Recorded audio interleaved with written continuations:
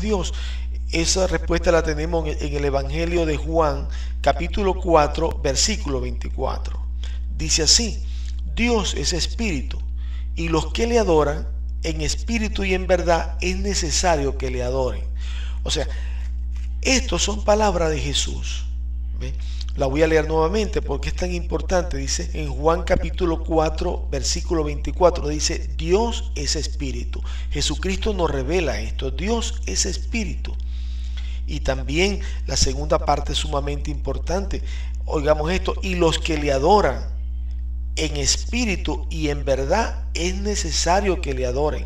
O sea, si usted quiere adorar a Dios, tiene que adorarle en espíritu. No puede adorarle a través de un ídolo, porque no lo acepta el Señor. No puede adorarle a través de una imagen, a través de una foto.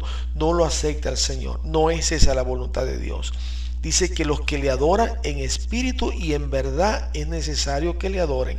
Entonces, Dios es espíritu, no podemos adorarlo a través de ninguna otra cosa. Dios es invisible, Dios está en todas partes, y Dios tiene la capacidad, porque Él es omnisciente, todopoderoso, omnipresente, de oír tu oración. No necesitas la intervención de ningún intermediario, de nadie, para que tú y yo podamos hablar con Dios. No necesitamos nada de esos. Dios nos tiene la capacidad para oírnos, y Él quiere oírnos a nosotros directamente, sin intermediarios. Otra característica de Dios en este estudio de quién es Dios es el siguiente. Lo conseguimos en el Evangelio de Juan, capítulo 3, versículo 16. Porque de tal manera amó Dios al mundo, que ha dado su Hijo unigénito, para que todo aquel que en Él crea no se pierda, mas tenga vida eterna. Dios es amor. Dios envió a Jesucristo al mundo, a su Hijo unigénito, por amor, porque Él nos creó por amor.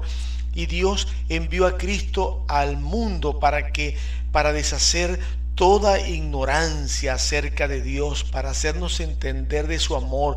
Cristo vino prácticamente, para decirlo de una manera simple y sencilla, Cristo vino con un mensaje que es para decirle a la humanidad: te amo, yo te amo.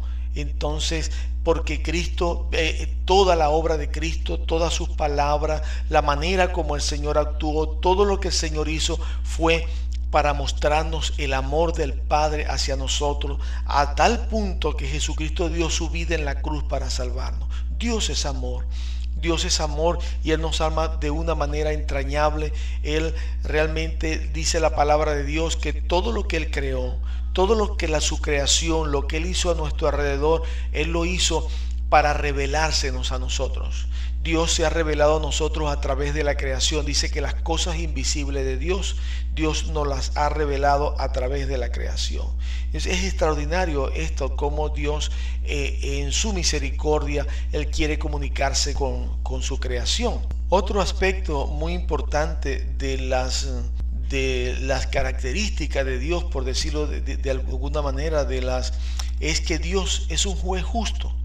Podemos leer en Hebreo capítulo 12, versículo 25, dice: mirad que no desechéis al que habla, porque si no escaparon aquellos que desecharon al que los amonestaba en la tierra, mucho menos nosotros, si desecháremos al que amonesta desde los cielos. O sea, Dios es un juez justo, y la Biblia dice que Dios es amor, pero también dice que Dios es fuego consumidor. O sea, Dios castiga, Dios pone orden en el universo. Porque podemos siquiera hacernos una pequeña imaginación, un pequeño ejercicio de imaginación.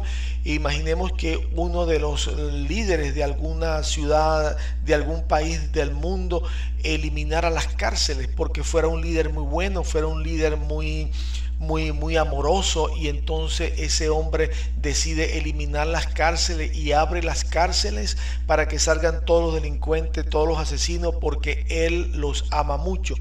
Esto sería sencillamente un caos, sería una barbaridad. Ese país no habría justicia, porque los que infringen la justicia saldrían a la calle a seguir delinquiendo, y lo justo, las personas que son honestas, correctas, no tendrían ningún tipo de apoyo, de ayuda. Entonces así sería poner algún ejemplo para verlo en el universo, así sería en el universo si Dios fuera solamente amor y no castigara a nadie y no corrigiera a nadie. Pero sin embargo, Dios es amor, pero Dios es fuego consumidor. Y Dios es un juez justo y Dios tiene que poner orden en el universo. Y Dios en su misericordia ha tenido paciencia con la humanidad. Paciencia, dice la Biblia, que su paciencia está guardando que los hombres se arrepientan.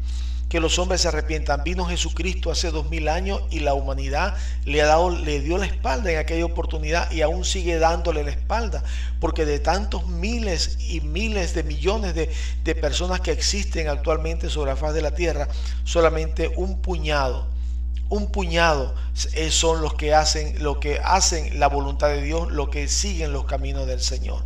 Entonces, pero la paciencia de Dios está esperando y va a llegar un momento y ya se están viendo las profecías, ya se están viendo las señales de los últimos tiempos, ya estamos prácticamente a la puerta de que Dios tiene que derramar un tremendo juicio, porque Dios, así como es amor, también es fuego consumidor. Y Dios también tiene que poner orden y que castigar. Ahora, ¿de qué manera conocemos a Dios?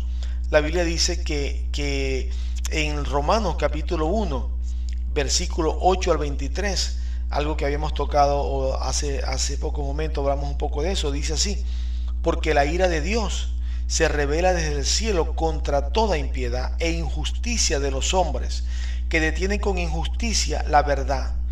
Porque lo que de Dios se conoce les es manifiesto, porque Dios se lo manifestó. Porque las cosas invisibles de Él, de Dios, su eterno poder y deidad, se hacen claramente visibles desde la creación del mundo, siendo entendidas por medio de las cosas hechas, de modo que no tienen excusa. Pues habiendo conocido a Dios, no le glorificaron como a Dios, ni le dieron gracias, sino que se envanecieron en su razonamiento, y su necio corazón fue entenebrecido.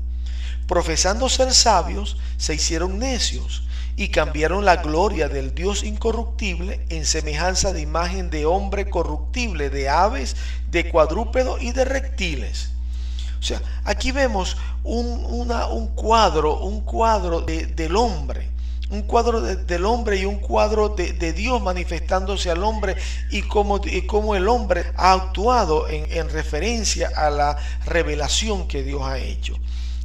Porque dice aquí que las cosas invisibles de Él, de Dios, o sea, lo que nosotros no vemos de Dios, que no vemos, dice su eterno poder y deidad, se hacen claramente visibles. O sea, Dios, aunque nosotros no hemos meditado en eso, pero todo eso, todo lo que es el poder, la gloria de Dios, se hacen claramente visibles desde la creación del mundo. O sea, eso está muy claro para nosotros, porque Dios lo hizo visible. ¿De qué manera? De esta manera, dice, siendo entendidas por medio de las cosas hechas, de modo que no tienen excusa. O sea, Dios, a través de la creación, Dios se ha revelado. O sea, nosotros vamos caminando por un campo, por ejemplo, y nos conseguimos un reloj en el suelo, y ninguno de nosotros va a pensar que ese reloj es producto de la naturaleza, que hay un árbol que da reloj eléctrico o electrónico. Eso no entra en la mente de ningún ser humano, que podamos pensar que existe alguna mina de reloj, es algo ridículo inclusive de decirlo. Siempre nosotros, cuando conseguimos algo así, nosotros pensamos que hay un actor. Si conseguimos un reloj es porque alguien lo hizo, es porque alguien lo perdió. Entonces siempre hay un actor detrás de una obra, hay un actor. Pero nosotros, el hombre se ha conseguido con la obra más maravillosa jamás hecha. Y nosotros decimos que no hay Dios. Hay muchos que se atreven a decir que no hay Dios, que no existe Dios. Entonces, ¿quién creó todo lo que existe? Si nosotros nos podemos observar por una lupa a la hormiga más pequeñita y vemos que es una maravilla de ingeniería, no tiene ni una tuerca, no tiene tornillo, no tiene nada, sin embargo tiene vida, no tiene un chip electrónico, sin embargo tiene vida, se puede reproducir por sí misma, tiene instinto de sobrevivencia, se multiplica, trabaja, tiene una cantidad de cosas increíbles. La más simple hormiga La oruga más insignificante, el gusano más